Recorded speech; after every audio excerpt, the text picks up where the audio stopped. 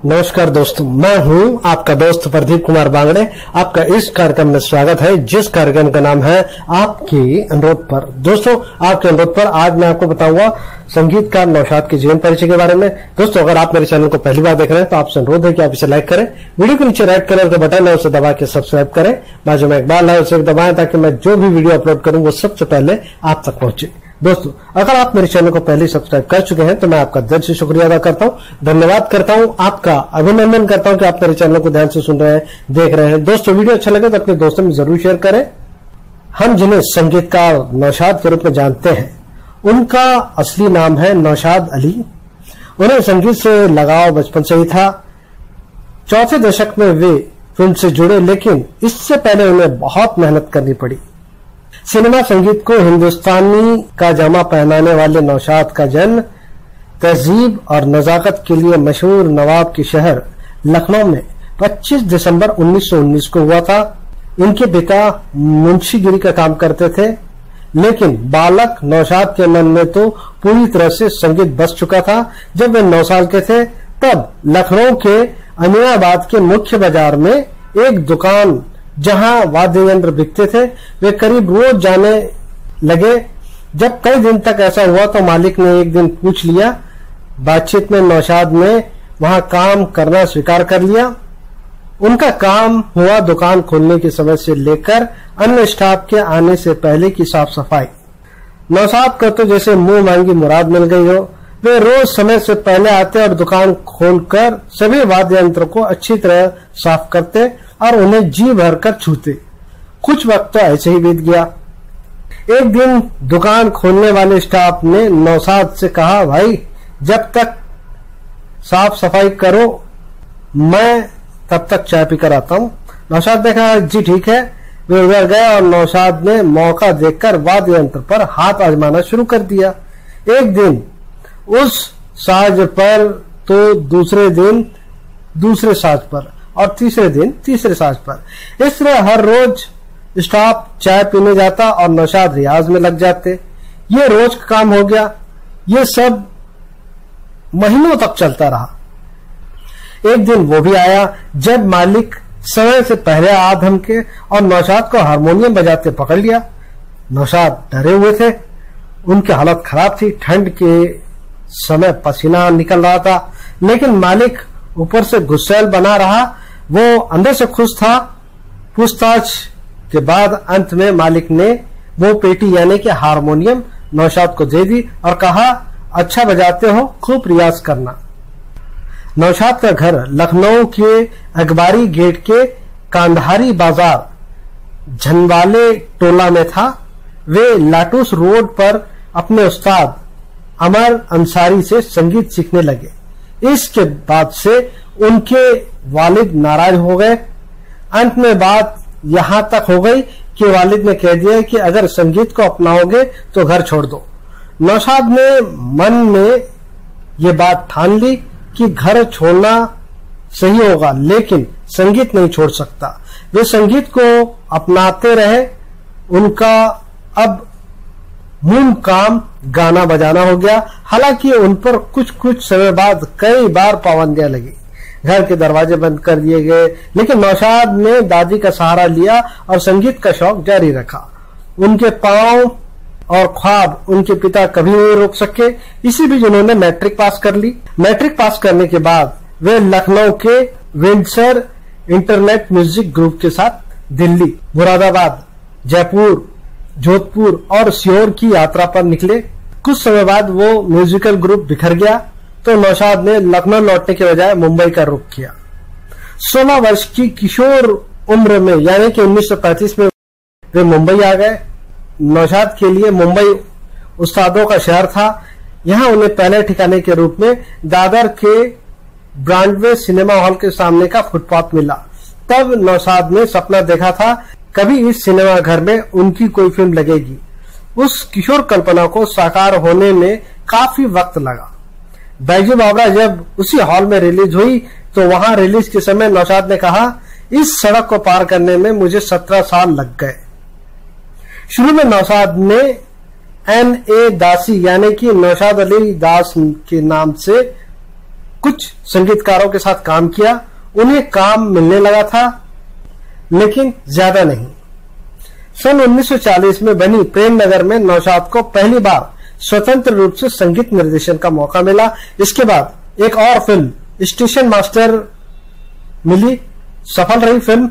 उसके बाद तो जैसे नौशाद संगीत के मोतियों की माला सी बुनते चले गए। नौशाद को पहली बार सुनहरी मकड़ी फिल्म में हारमोनियम बजाने का अवसर मिला था।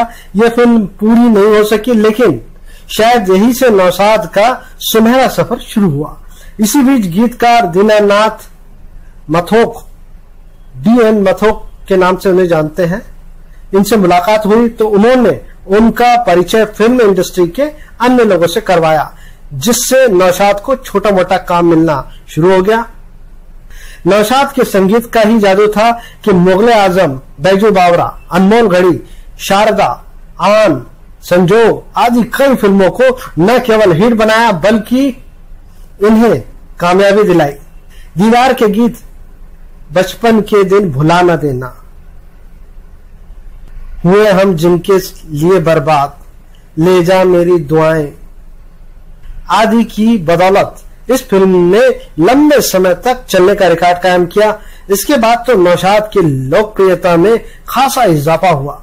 बैजू बावरा की सफलता से नौशाद को सर्वश्रेष्ठ संगीतकार का पहला फिल्म फेयर अवार्ड मिला। संगीत में उनके उल्लेखनीय योगदान के लिए 1982 में फाल्के अवार्ड से और 1984 में लता अलंकरण तथा 1992 में पद्म भूषण से नवाजा गया। नौशाद को सुरैया, अमीबाई कर्नाटकी, निर्मला देवी, उमा देवी आदि को प्रोत्साहन कर आगे लाने का श्रेय जाता है। सुरैया को पहली बार उन्होंने नई दुनिया में गाने का मौका दिया था। इसके बाद शारदा व संजोग में भी गाना गवाया।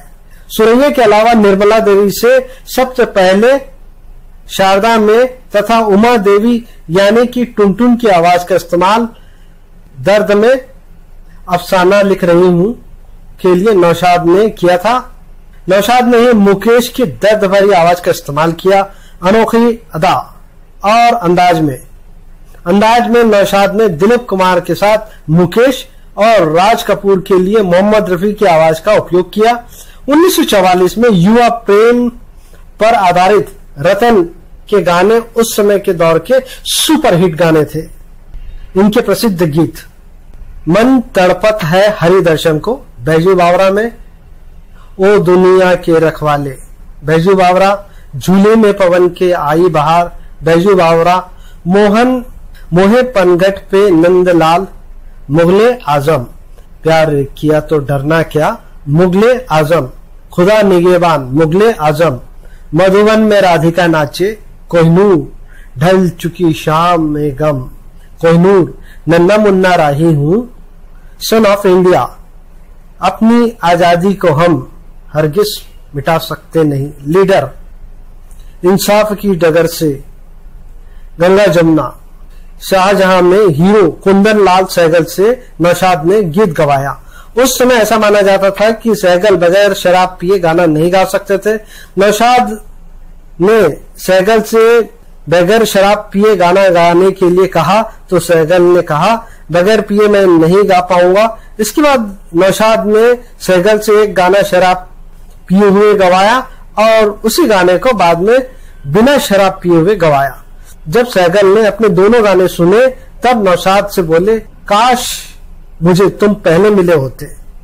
ये गीत कौन सा था इसका तो पता नहीं चला, लेकिन शाहजहां के गीत जब दिल ही टूट गया, हम जी के क्या करेंगे तथा गम दिए मुस्तकिल, कितना नाजुक है दिल, ये गाने सुपरहिट हुए। पहले आपके निर्देशक कारदार मियां के पास एक बार सिफारिश पत्र लेकर एक लड़का पहुंचा। जब उन्होंने नौशाद से कहा कि भाई इस लड़के के लिए कोई गुंजाइश निकल सकती है क्या, नौशाद ने सहज भाव से कहा, फिलहाल तो कोई गुंजाइश नहीं है, हाँ अलबत्ता इतना जरूर है कि इनको कोई समूह यानी कोरस में गवा सकता हूँ। लड़के ने हाँ कर दी। गीत के बोल थे, हिंदू है हम, हिंदुस्तान हमारा, हिंदू मुस्लिम की आंखों का तारा। इसमें सभी गायकों को लोहे के जूते पहनाए गए, क्योंकि गाते समय पैर पटक पटक कर गाना था, ताकि जूते की आवाज का इफेक्ट आ सके। उस लड़के के जूते टाइट थे। गाने की समाप्ति पर लड़के ने जूते उतारे तो उनके पैरों में छाले पड़ गए।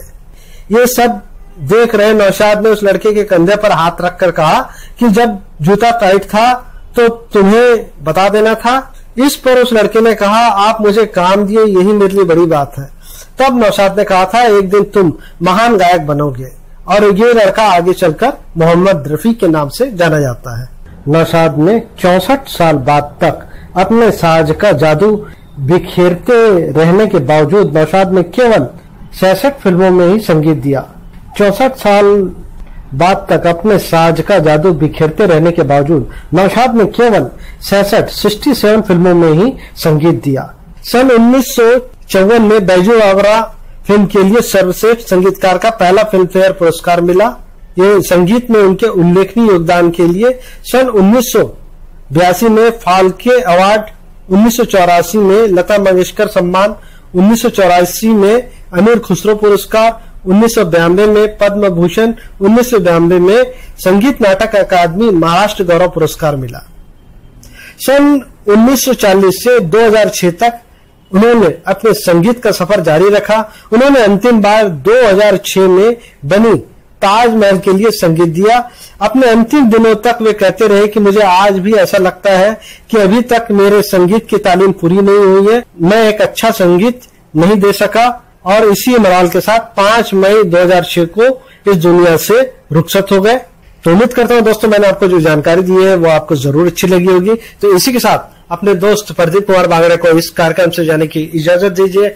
नमस्कार, जय हिंद।